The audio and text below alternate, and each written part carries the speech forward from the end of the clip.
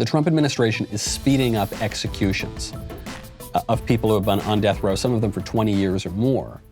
And they're speeding them up because Joe Biden wants to let all these criminals off the hook. Last night, they killed this guy, Brandon Bernard. Brandon Bernard was convicted in the year 2000 of abducting and robbing two youth pastors who had offered him a ride, who had actually done him a favor. Robbed them, stuffed them in a trunk, drove all around for hours, sold their wedding rings and things like that, tried to pawn off all their goods.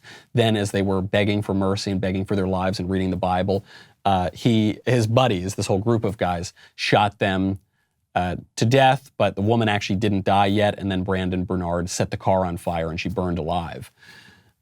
That guy has to be executed by the state. If criminal justice has any meaning at all, that guy's got to be executed. There was a last-minute call, including from people on the right, to give him a pardon or delay his execution. That is a bad idea.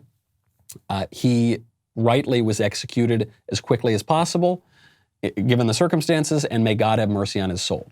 I think some people have the wrong impression that I am bloodthirsty for the death penalty. I'm eager. I love the death penalty. I'm so thrilled when the death penalty happens. I do, in a sense, I guess I love the death penalty. I love it in that I know that the state must exact justice. That is the role of a state. But I don't get giddy, when criminals are killed. That's not the issue.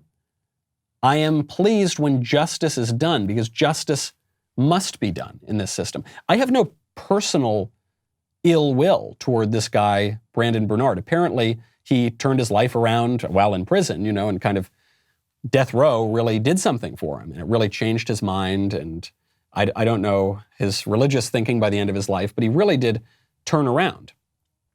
That's not an argument against the death penalty. That's an argument for the death penalty, because the death penalty obviously is retributive, the death penalty is obviously deterrent, and apparently the death penalty is rehabilitative too, because this guy, facing his own mortality, turned his life around. That's very good. And so the appropriate response to this sort of thing is not to say that vicious, awful, terrible people who commit awful, vicious, terrible crimes like monsters should get off the hook. That's not the answer. That's extraordinarily unjust.